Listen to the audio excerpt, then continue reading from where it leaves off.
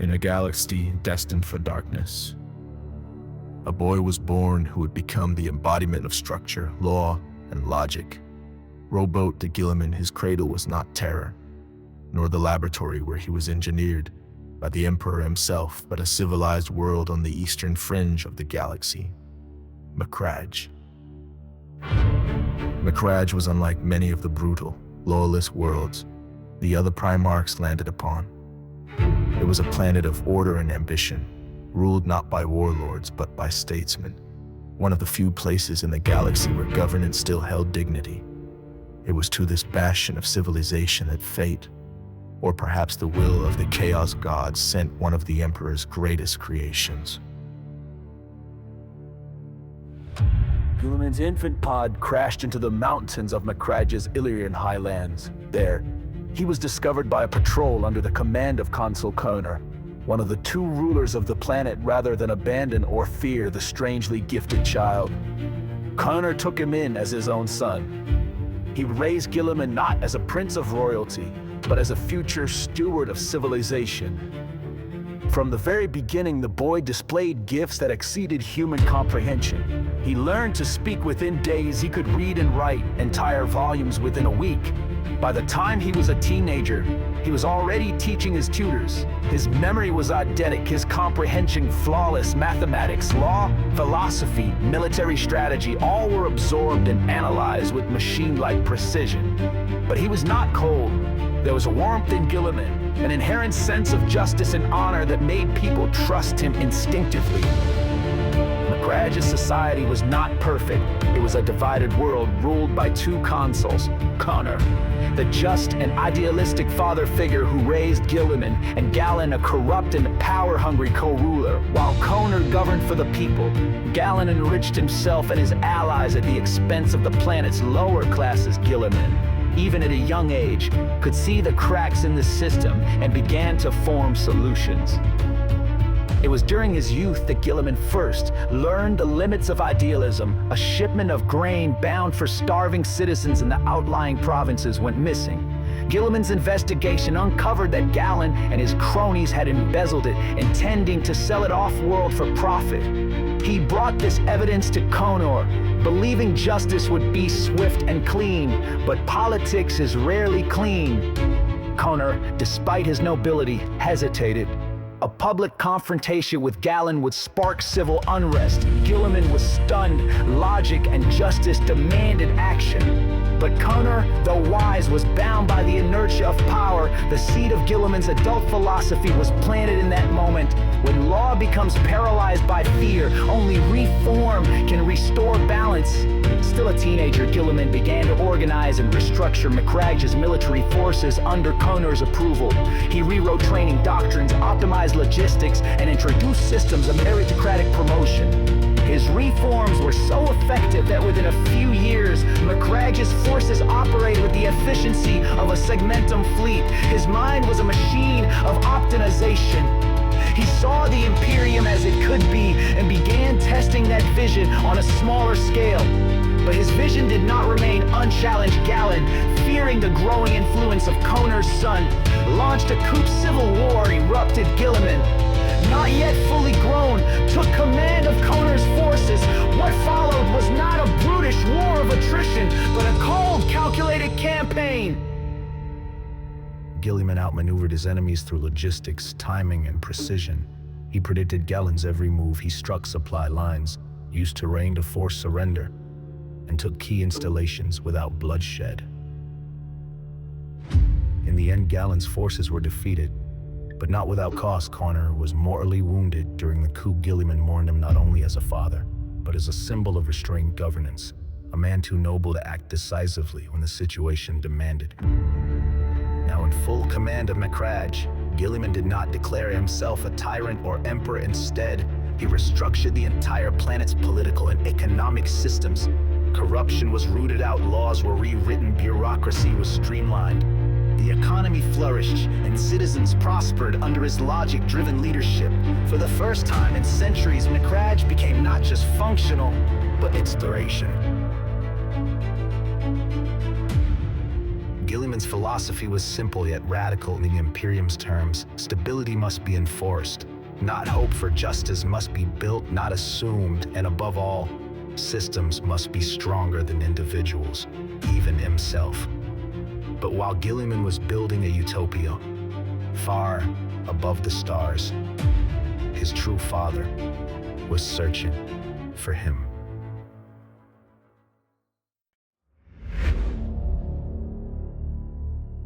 The Emperor of Mankind had begun the Great Crusade, an effort to reunite the shattered human empire across the stars. As his armies pushed through the galaxy, he sought out the Primarchs, his lost sons, scattered by chaos. When the Emperor's forces finally reached Macragge, what they found stunned even the most stoic of warriors. They expected to encounter a primitive world or a broken ruler. Instead, they saw a thriving civilization ruled by a boy not yet 30, whose reforms mirrored Imperial doctrine, but executed better. The Emperor was impressed. Guilliman knelt without hesitation, accepting his true lineage. But even in that moment, there was tension. Guilliman admired the Emperor deeply, but he had already tasted power and seen the flaws of centralized control. The seed of future conflict between idealism and pragmatism was planted. Guilliman was now a Primarch in truth, given command of the 13 Legion, the Ultramarines. He was ready to export his vision to the stars. What he had built on Macragge was just a prototype. The galaxy was next. But as Guilliman would soon learn, not every world was as willing or as ready for order.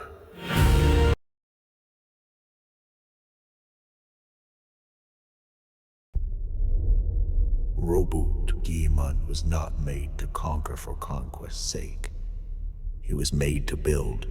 From the moment he took command of the 13 Legion, the Ultramarines, it was clear he would reshape the nature of the Imperium itself. His ascension was not marked by reckless ambition or apocalyptic fury, but by methodical vision. While his brothers sought glory or spiritual answers in the stars, Guilliman sought only one thing: order. The Emperor's arrival on Macragge had confirmed what Guilliman had long suspected. He was not simply an exceptional man, but a son of something greater. Yet Guilliman didn't collapse in awe or reverence. He knelt, yes, but he did so as a man of thought and will.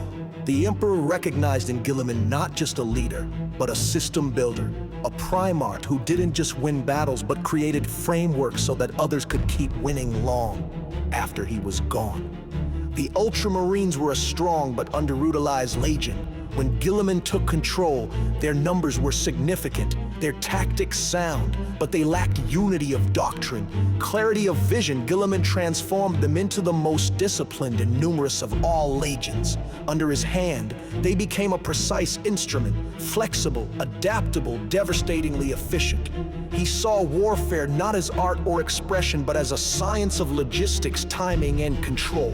As the Great Crusade expanded, Guilliman approached each compliance with a blend of military force and cultural restructuring. Every new world added to the Imperium was not just pacified, it was reformed. Guilliman's envoys would assess planetary governments, legal structures, educational systems, and defense capabilities. Rebellious populations were not simply crushed, they were reoriented, their energies redirected toward collective productivity. Conquest was only the first phase. What followed, education, integration, and cultural uplift, was the real work. Guilliman knew that an empire ruled only by force would be short-lived.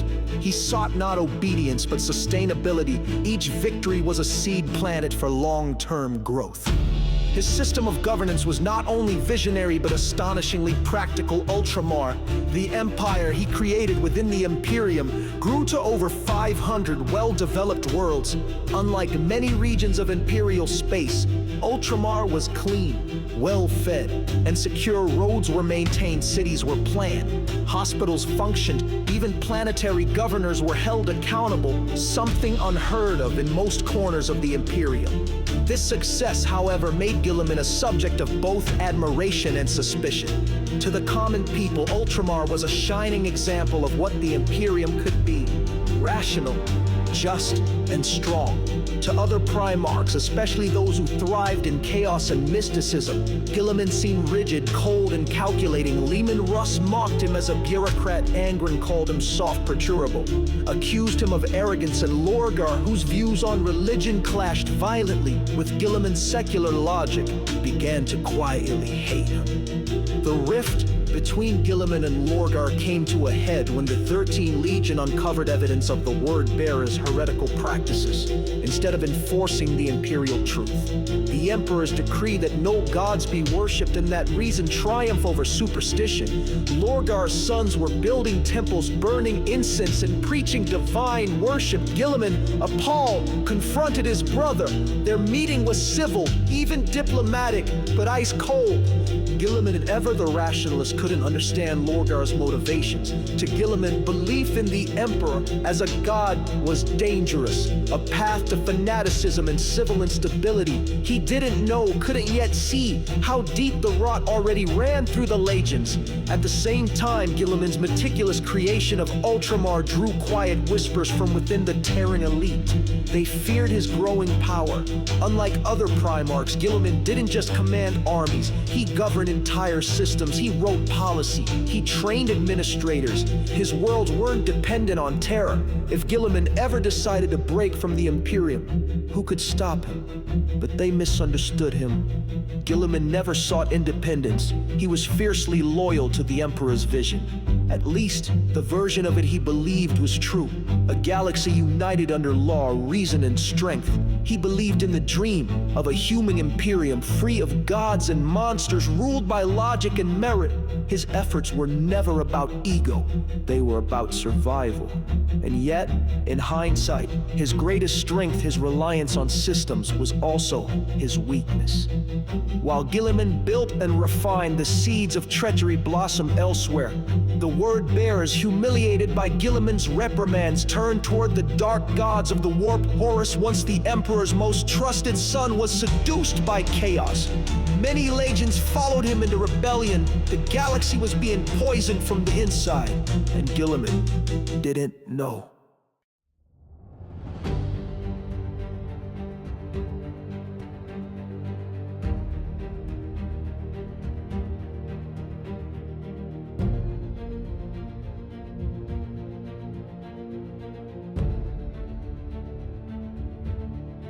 The Great Crusade was too vast and Guilliman's empire too distant. Communications were sporadic as the Horus Heresy erupted.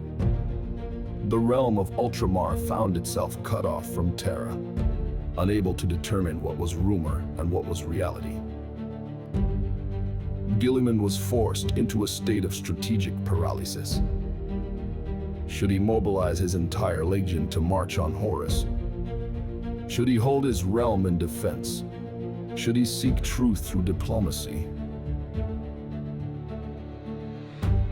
Ultimately, he chose to defend Ultramar, uncertain whether news of the heresy was a chaos trick or a real civil war.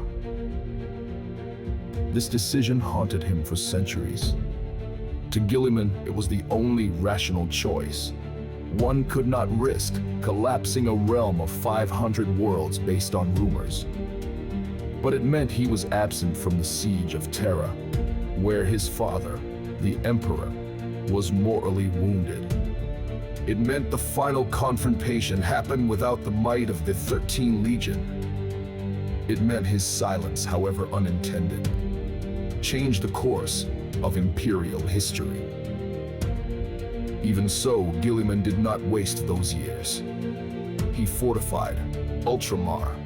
He repelled traitor incursions. He codified laws. He refined the Codex Astartes, knowing that the age of massive legends was ending. When the dust of the heresies settled, Guilliman emerged as the de facto leader of the Imperium's recovery.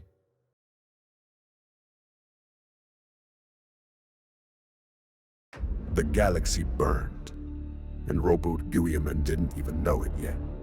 When the Horus Heresy ignited, it began not with a declaration, but with betrayal in the shadows. A brother turned, others followed. Chaos spread like a cancer through the legends. By the time Guilliman heard whispers of rebellion, entire worlds had already fallen and trusted names had become cursed. But the full scope of the heresy remained unclear, buried beneath misinformation, warp storms, and treacherous silence. In Ultramar, Guilliman ruled over an empire of reason. His 500 worlds were models of order and discipline. The Ultramarines stood ready, battle-tested and vast, but despite all his foresight, he had not foreseen this. That the Imperium's greatest threat would come not from alien hordes like seen in empires, but from within the ranks of the Emperor's own sons. At first, the rumors seemed too outrageous to be believed. Horus, the War Master, betraying the Emperor. It was absurd, a contradiction to everything Guilliman understood about loyalty and logic. But the rumors kept coming, reports of attacks on loyalist planets, word-bearers raising entire cities, sons of the Emperor turning on each other in open war. Guilliman did not react impulsively. He gathered intelligence, analyzed the conflicting reports, and slowly dread settled in. These weren't isolated insurrections. This was civil war on a galactic scale. His immediate instinct was to act, but then came the second blow. Warp storms unlike any before the Ruin Storm, an unnatural eruption of warp energy split the galaxy in half. Communication with Terra and the other loyalist forces became impossible. Guilliman's empire, once positioned at the eastern fringe of imperial expansion, was now a distant island in a sea of madness. Cut off from the heart of the Imperium, Guilliman faced a paralyzing truth. He didn't know who was alive, who was loyal, or who the enemy truly was. And so, he did what only Guilliman could. He prepared. If this was the end of the Imperium, then Ultramar would survive it. He ordered a complete restructuring of defenses across all 500 worlds. Every city became a fortress. Every planetary militia was retrained under Astartes supervision. Supply chains were shortened, emergency stockpiles created. His fleet was mobilized into strike groups with specific protocols. All command chains were hardened to withstand infiltration or subversion. He called it Imperium Secundus, the Second Imperium, not as rebellion, not as usurpation, but as a contingency. If Terra had truly fallen, if the Emperor was dead, then someone had to keep humanity alive.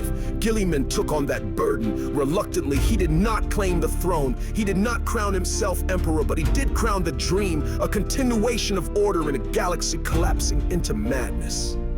He was not alone. Other loyalist Primarchs had also been cast adrift. Two would soon reach Ultramar. Sanguinius of the Blood Angels and Lionel Johnson of the Dark Angels. Together, they formed the backbone of Imperium Secundus, though tensions between them ran deep. Guilliman admired Sanguinius' nobility and L. Johnson's effectiveness, but their clashing temperaments, secrets, and mistrust made unity fragile.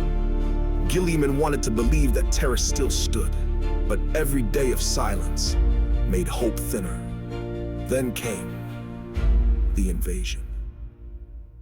The word-bearers, still seething from Guilliman's past condemnation, launched a brutal campaign to destroy Ultramar led by Cor Pharaon. They ravaged loyalist worlds, unleashing demonic forces and corrupting entire populations. Guilliman, ever the strategist, saw the attack for what it was, not conquest, but vengeance. The battles were unlike any the Ultramarines had faced. Warp rituals, demonic incursions, cult uprisings, all interwoven with conventional warfare. The 13th Legion held firm, but they paid in blood. Guilliman personally took to the field, his presence a rallying point across a crumbling front. At Calth, the conflict reached its zenith. The subterranean war zones burned with plasma and faith. twisted into madness. Guilliman did not break, his empire did not fall, but the cost was staggering. Dozens of worlds were devastated, entire chapters of Ultramarines lost, and more horrifyingly, he saw what chaos truly was, not just rebellion, but a metaphysical corruption of reality itself. It changed him. He had believed that systems could withstand any pressure, that rationality could contain darkness, but chaos was irrational, insidious, and eternal. It didn't obey rules, it rewrote them. It did not conquer through strategy, but through the erosion of certainty, the inversion of meaning. Guilliman began to understand that this was not a war of ideology. It was a war of cosmic survival.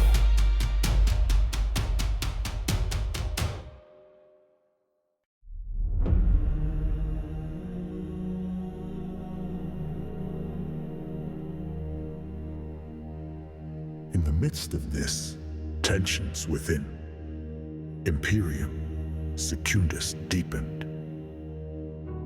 The Lion operated with secrecy that bordered on paranoia. Sanguinius, haunted by visions of doom, struggled with his own sense of purpose. Guilliman tried to hold the Alliance together, but he was also wrestling with his own crisis. Had he done the right thing? Was creating a second Imperium an act of loyalty or of hubris? Eventually, word reached him, faint and broken, but real. Terror still stood. The Emperor was alive, though grievously wounded. The heresy had reached its crescendo and ended with Horus' death and the Emperor's internment in the Golden Throne. Guilliman's sense of relief was immediate, but so was the realization. The Imperium was broken beyond recognition. He dissolved Imperium Secundus immediately. No crown, no claim, no legacy beyond survival.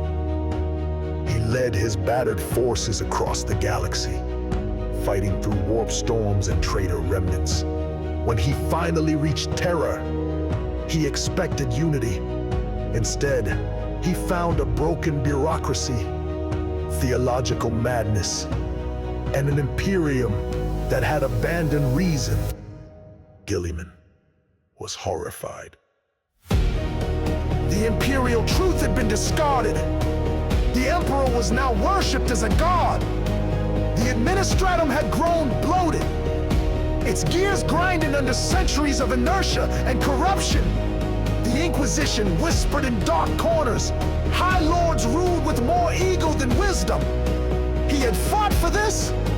Guilliman wanted to protest, to reform, to fix, but the reality was undeniable. The Imperium was now a theocracy built on fear, superstition, and sacrifice, the very things the Emperor had once rejected. He retreated into duty. He could not save the Imperium, but he could still serve it. And so, Guilliman did what he always did. He wrote. He finalized the Codex Astartes, breaking the legends into chapters to prevent another heresy. He standardized military doctrines across the galaxy. He created checks and balances that would live on for 10,000 years. He established structure where there was only chaos. It was not the empire he dreamed of, but it was the only way forward. And then, he was gone. Wounded in a confrontation with Fulgrim, his traitorous brother, now a Daemon Prince of Slaanesh, Guilliman was placed in stasis for millennia. He became a relic, frozen, unmoving, forgotten by most, worshipped by some. The man who had tried to preserve reason in an age of madness was lost to time until he returned.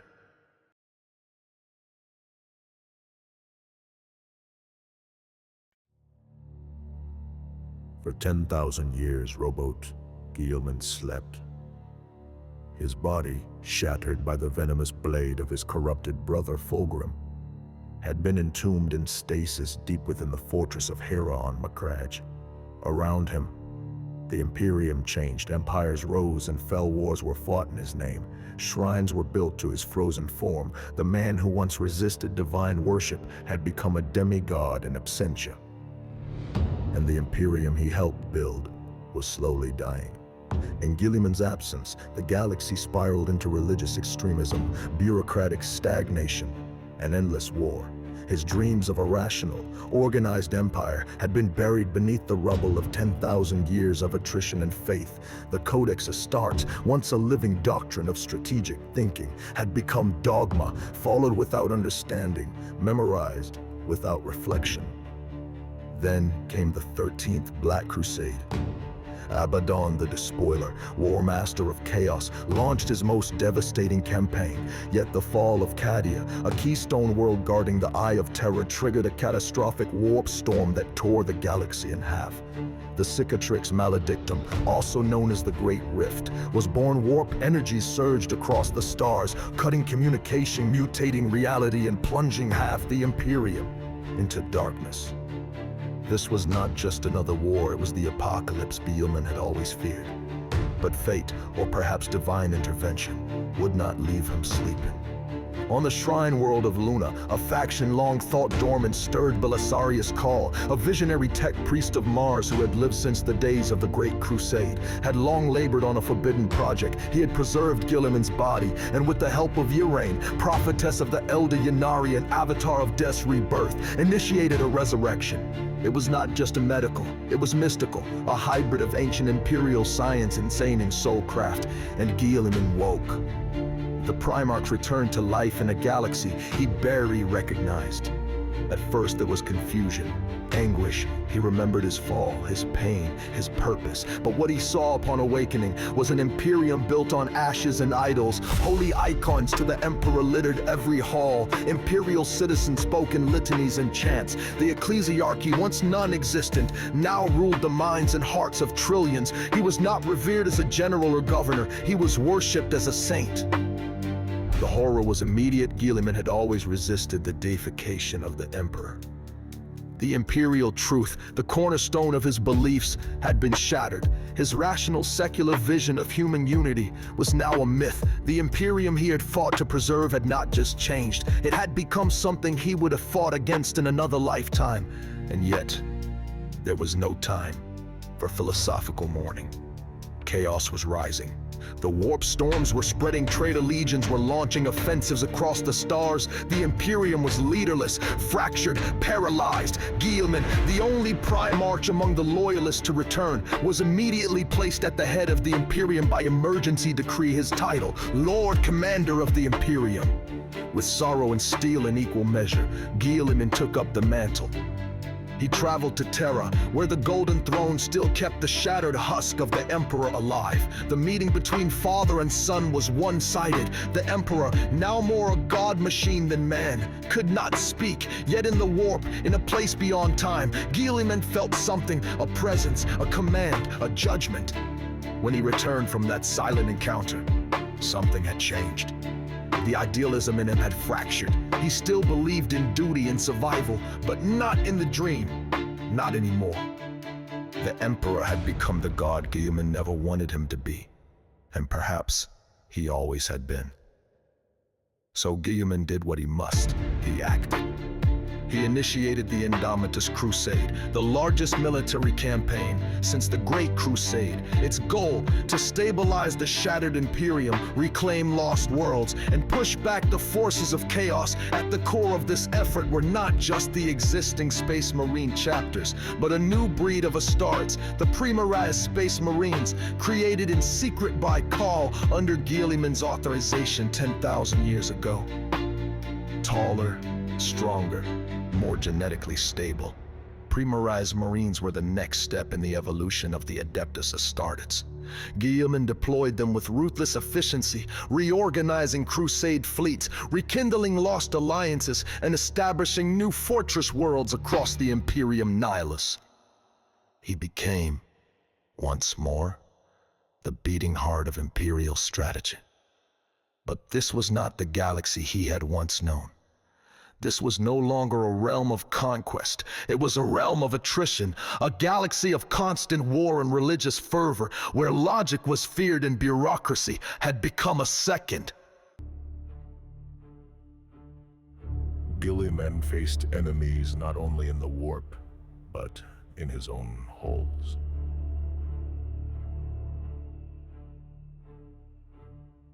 The Ecclesiarchy viewed his rationalism with suspicion. The Inquisition monitored him constantly. Even the High Lords of Terror, technically subordinate to his office, resented his authority. Guilliman was too old, too pure, too untouched by the decay they had learned to survive in. Still, he fought on. In battle, he remained a force of nature on Vigilus. He held the line against the Black Legion. In the Dark Imperium, he forged paths through warp storms, bringing hope to the forgotten sectors of mankind. He endured assassination attempts, political sabotage, and psychic assaults. He battled Mortarion, the Death Lord, another lost brother, now a demon prince, and survived. But internally, Guilliman wrestled with the greatest doubt of his existence. Had it all been for nothing? Was the Imperium even worth saving? The machine he had once helped build was now monstrous. It devoured its own people. It worshipped death and stagnation. Even the victories felt hollow. For every world saved, 10 burned. For every traitor slain, 1,000 more rose in their place. Guilliman stood at the helm of a ship sailing through a storm with no stars left to navigate by. And yet, he did not give up. He couldn't. Not because of faith, not because of prophecy, but because humanity had no one else. He was the last son of a god emperor, the last light of ancient reason, the final echo of a dream buried under 10 millennia of dust and blood. He resolved that if the galaxy must burn, then he would hold the torch himself and walk through the fire.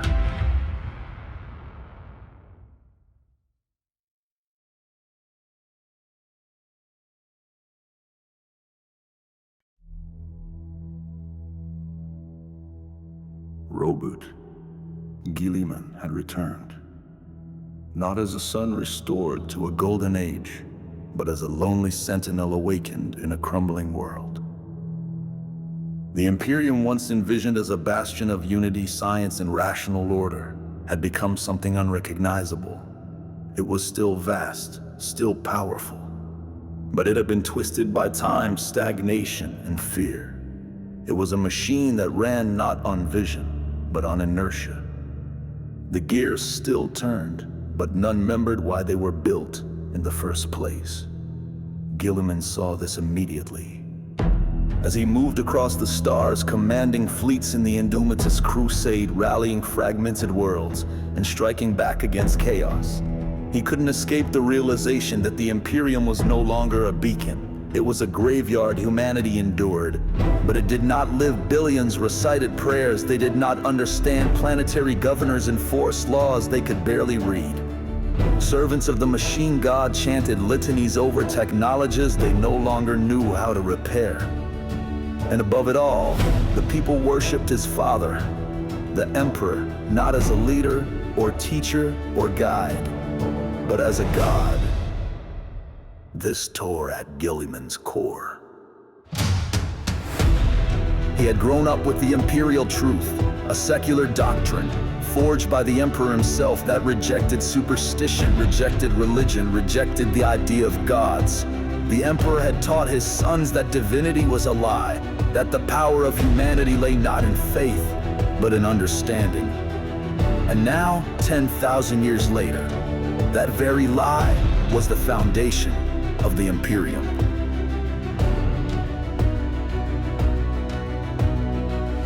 At first, Guilliman believed he could correct this, that with his authority, with his victories, he could steer the Imperium back toward its true path, logic, unity, and reason. But he was met with resistance from all sides. The ecclesiarchy, the religious institution now central to imperial identity, viewed Guilliman as a necessary evil, a warlord to be tolerated, not trusted. His rejection of divine ritual, his refusal to call the emperor a god, made him dangerous. A heretic in disguise, the Adeptus Ministorum watched his every move, waiting for a moment to discredit him or have him removed. The High Lords of Terra, bureaucrats grown fat and paranoid, saw Guilliman not as salvation, but as disruption. He was ancient, pure, and incorruptible, and therefore unpredictable. They had survived for millennia by playing politics, by doing nothing, by ensuring that change never came. Guilliman was change incarnate. He represented reform, efficiency, and worst of all, accountability. And then there was the Inquisition. They followed him everywhere, not because they feared he would betray the Imperium, but because they feared he wouldn't conform to it. His actions, while successful, often deviated from protocol. He ignored outdated procedures. He dismissed sacred rites. He treated technology as a tool, not as holy relic to the Inquisition. Such behavior was a red flag, even if it saved millions of lives. Guilliman found himself increasingly isolated.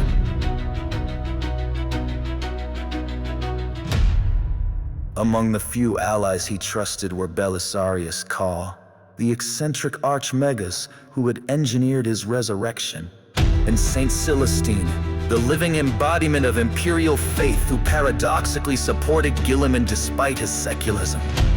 Their strange trio, reason, innovation, and belief, became an odd but powerful force within the Imperium. But even with them, Guilliman often felt alone. He had always believed in duty over emotion. He had sacrificed family comfort, even identity, to serve the greater good. But this Imperium, this twisted monument of his father's dream, did not feel like home. It felt like a mirror, cracked and dust-covered, reflecting a past he could no longer reach. Still, he endured. The Indomites Crusade pushed deeper into the Imperium Nihilus. The half of the galaxy cut off by the Great Rift, entire sectors, forgotten for centuries, welcomed the arrival of Guilliman's fleets like salvation. But with each world he reclaimed, Guilliman saw the same pattern: decay, desperation, and blind faith. On one such world, pilgrims had constructed a cathedral the size of a continent, its foundations made from the bones of the faithful who had died building it. The governor greeted Guilliman not as a commander, but as a messiah. And when Guilliman asked to review the world's defenses, the man simply wept, because there were none. They had prayed for protection, but never prepared for war.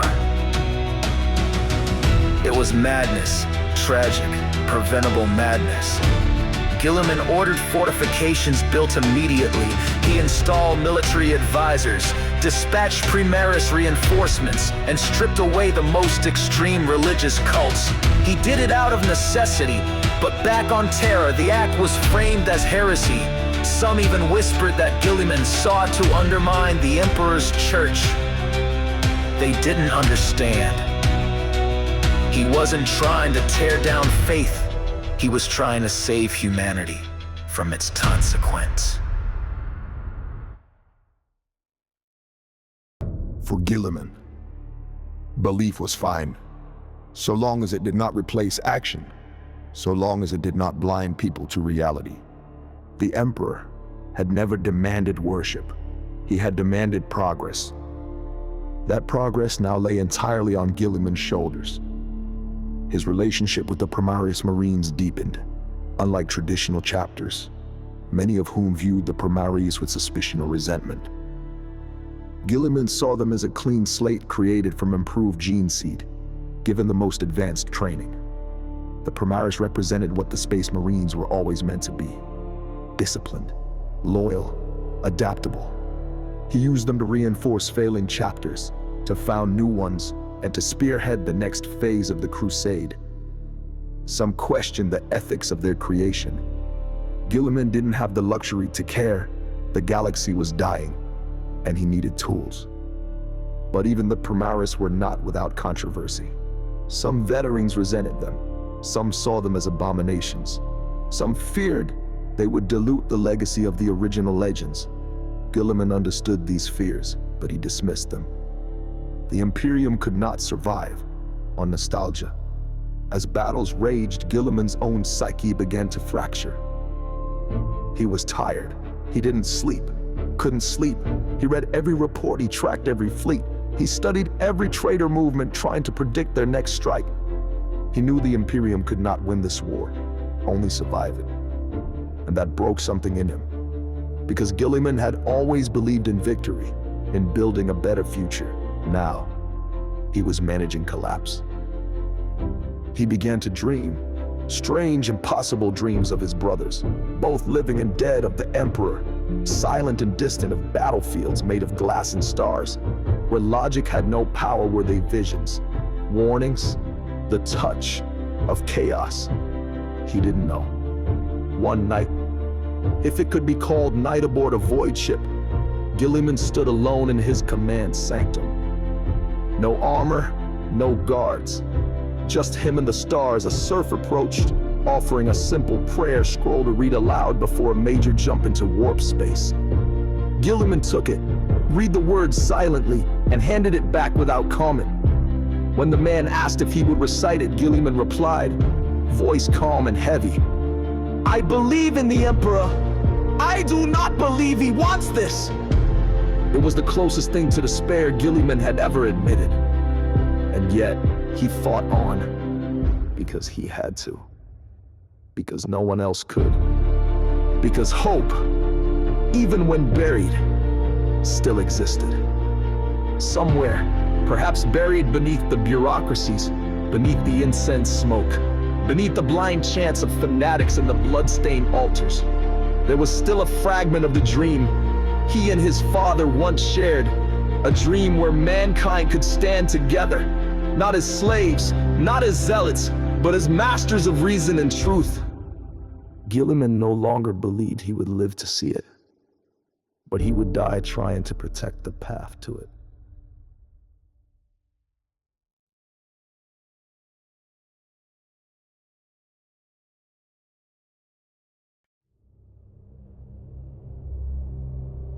Roboute Guilliman walks among the stars, but not among equals.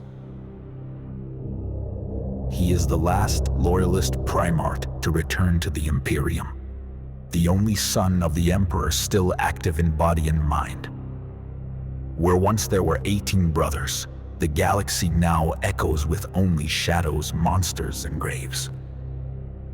Some are dead, some are worse than dead, some are missing, their fates uncertain, but all weigh on Guilliman like iron around the soul. He remembers each of them, not as myths, not as stories, but as men, as brothers. Each face burned into his memory, not in glory, but in complexity. Love, rivalry, admiration, disappointment, betrayal.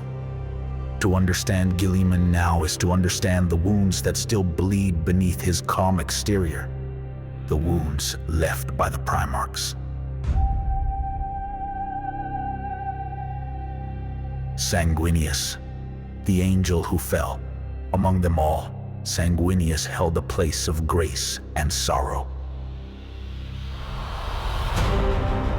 Guilliman had always admired him, not for his wings or beauty, but for his purity of spirit.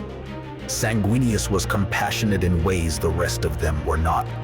He could see into the hearts of mortals and gods alike. Guilliman respected his strength, but he cherished his wisdom more. During the time of Imperium Secundus, when all contact with Terra was severed, It was Sanguinius who gave Guilliman hope. It was the angel who kept the peace between him and the ever-secretive Lionel Johnson. And it was Sanguinius who stood ready to take the burden of emperorship if the worst had come to pass. And it was Sanguinius who died at the Siege of Terra, slain by Horus in the final act of fratricidal madness. When Guilliman learned of his brother's death, the grief was staggering, not just because the angel had fallen, but because Guilliman knew. If Sanguinius could die, none of them were safe. The death was not just possible, but inevitable. Even now, Guilliman finds his memory lingering on Sanguinius more than any other. He sometimes wonders, had Sanguinius lived, would the Imperium have followed a nobler path, one with less fire and ash? Lorgar, the hypocrite prophet, the betrayal of Lorgar Aurelian cuts deep, not because it was unexpected, but because it was inevitable. Guilliman had clashed with Lorgar long before the heresy, condemning the word-bearers for preaching worship of the Emperor as a divine being. Guilliman believed in structure, law, and the strength of humanity. Lorgar believed in faith, in the need to surrender reason for something greater. Their philosophies were mutually exclusive. Guilliman had believed that the reprimand delivered at Monarchia, the destruction of an entire city built in worship, would steer Lorgar back to reason. Instead, it broke him. The humiliation festered, and in that wound, chaos whispered. To Guilliman, Lorgar's descent is the most tragic because he didn't fall in rage or madness. He fell with full knowledge, step by step, until there was no humanity left in him. Guilliman still considers him the most dangerous of the traitors, because Lorgar truly believes he's saving mankind even now. Horus, the chosen who chose wrong. Then there is Horus. Guilliman once admired the War Master. Horus was charismatic, inspiring, brilliant. He could command the room with a glance, rally armies with a single speech. Even Guilliman, ever analytical, was not immune to Horus' charm. But Guilliman also saw the cracks, the need for approval, the ambition masked as loyalty. When the heresy began, Guilliman struggled to believe Horus capable of treason. The news was slow, fragmented, and polluted by warp storms. He refused to act until he had proof, and by then, it was too late. Terra burned, Horus was lost, and Guilliman would never forgive himself for being too slow to move. He sometimes wonders if the War Master had confided in him earlier, if he had questioned the Emperor openly, would things have changed? But that is a question for ghosts. Fulgrim, the mockery of beauty. Guilliman once saw Fulgrim as a kindred spirit, both builders, both idealists, both striving for perfection. But where Guilliman pursued structural clarity, Fulgrim pursued aesthetic purity, beauty over substance, and eventually, beauty over sanity. The Emperor's children fell hard and fast, seduced by excess and sensation. Fulgrim, once noble, became a daemon prince of Slaanesh, the god of excess and obsession. It was Fulgrim who nearly killed Guilliman, driving a warp, tainted blade through his armor and casting him into stasis for 10,000 years. Guilliman does not hate Fulgrim. He pities him. Because whatever Fulgrim was, it is long gone. What remains is a twisted reflection, wearing a mask of grace over a soul that no longer remembers its name.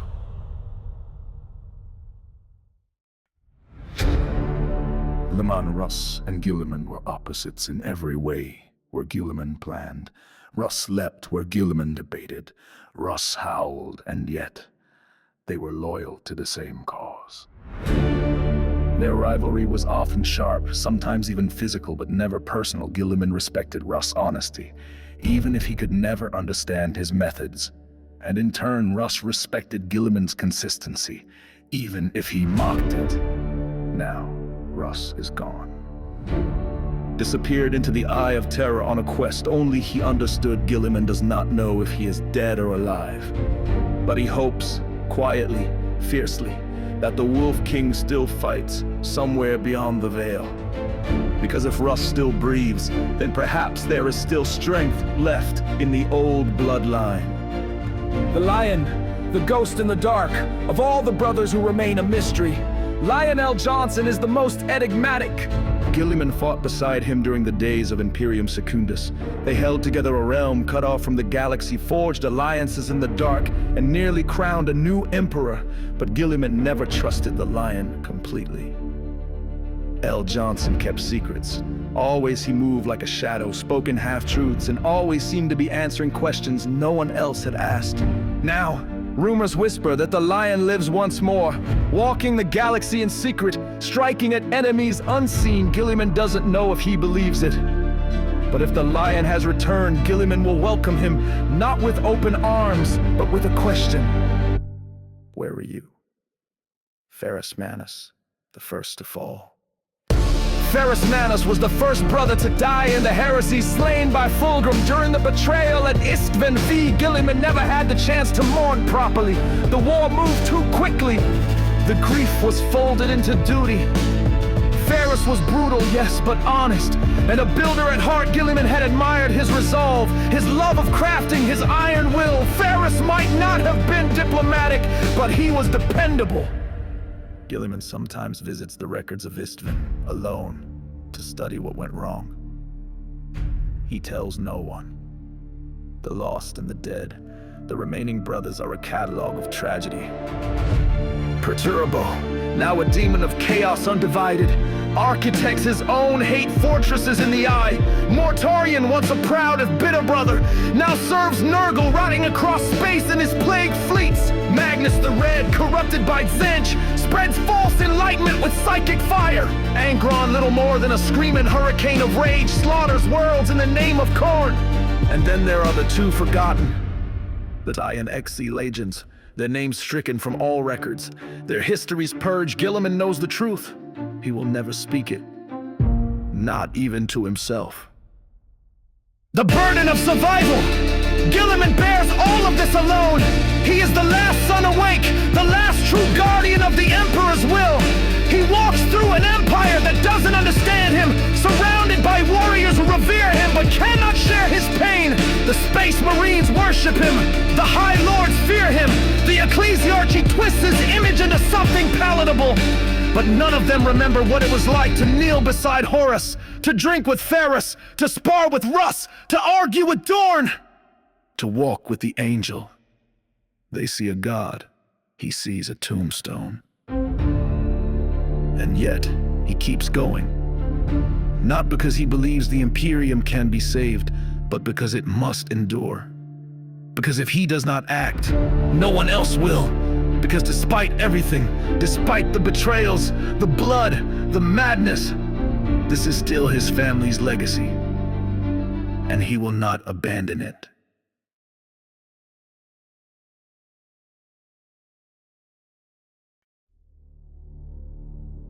Roboute Guilliman was never meant to be a god.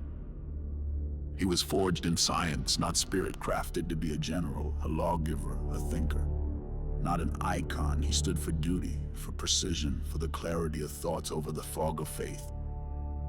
But the galaxy he returned to is a monument to everything he once resisted. Where once he dreamed of perfect systems, now he walks through ashes holding together a broken empire that no longer remembers what it was supposed to be, and still, he leads. The Great Crusade, launched in the wake of his resurrection, was the largest mobilization since the Great Crusade. It spanned hundreds of battlefronts, from hive worlds under siege by traitor Astartes to imperial shrines besieged by daemons, to long-forgotten systems choking under Xeno's oppression. At the head of this tide stood Guilliman, commander, tactician, symbol, The Primaris Space Marines, created in secret by Belisarius Cawl using Guilliman's own genetic legacy, marched beside him. They were stronger, more resilient, and psychologically cleaner than their firstborn predecessors. Guilliman didn't see them as replacements. He saw them as reinforcements, tools in a war that no longer allowed hesitation. He rewrote maps, he redrew battle lines, he founded new chapters, revised tactical doctrines, and enforced discipline across countless war zones. To many, he was the Imperium's salvation. To others, he was an agent of disruption, a relic out of time, applying reason to a realm that had long since chosen faith over function. Because Guilliman was not just fighting demons, he was fighting the Imperium itself. The ecclesiarchy, bloated with power, viewed his secularism with thinly veiled contempt. He refused to call his father a god, refused to participate in ceremonies of blind adoration. The priests tolerated him only because they feared what would happen if they didn't. The High Lords of Terra, centuries entrenched in bureaucracy and stagnation, resisted his reforms at every turn. They saw his logic as dangerous, his efficiency as rebellion. The Inquisition, ever watchful, tracked his movements with suspicion. Guilliman acted without permission. He restored systems they wanted left buried. He questioned decisions no one had dared to challenge for 10 millennia. And yet, none of them could stop him. Because he wins. System after system, planet after planet, Guilliman brings order where there was none. He is not warm or beloved. He does not inspire devotion in the way the ecclesiarchy would prefer. But his soldiers follow him without question. His commanders execute his orders to the letter. The citizens of reclaimed worlds call his name not in prayer, but in relief. Because Roboute Guilliman, for all his coldness, gets things done. But Guilliman is not blind to the cost. The Imperium he holds together is a nightmare. Entire planets function as slave factories. The average citizen lives in ignorance and fear. Billions die for causes they don't understand. Science has become mysticism. Leadership has become inertia. There is no upward movement, only survival. And Guilliman, he endures it. Not because he accepts it, but because there is no other choice. He reflects often in solitude, walking the echoing halls of his flagship or gazing through void glass at dying stars. He remembers the days of the Great Crusade, the hope, the vision, the belief that humanity could be more than this. He no longer believes in that dream, but he believes in responsibility. If he does not lead, no one else will. The Emperor, once the center of the vision, is silent, imprisoned in the Golden Throne. He no longer speaks. Whether alive or dead, god or ghost, Guilliman can no longer be certain. And so, Guilliman stands as the last pillar, not because he has faith, but because someone must. He has grown harsher, less patient. His words are sharp, his orders are final. The weight of leadership, of watching the Imperium decay from within, has carved away what softness he once had. Yet beneath the granite expression, the fire still burns, not hope, purpose. Because even in a world of madness, Guilliman understands something the others have forgotten. Humanity cannot be allowed to fall. Not to the warp, not to Xenos, not to itself. And so he fights. Every day, every planet, every crisis. He fights in council rooms and on battlefields. He battles demons with bolter and blade and politicians with words sharper than any sword. He builds alliances where possible, imposes order where needed, and compromises only when absolutely necessary. He does not sleep. He cannot afford to. There is no end in sight. There is no victory, no golden age on the horizon. But there is Guilliman, still walking, still planning, still holding the line. Because in the 42nd millennium, there is only war. And he is the last son of order in a galaxy gone mad.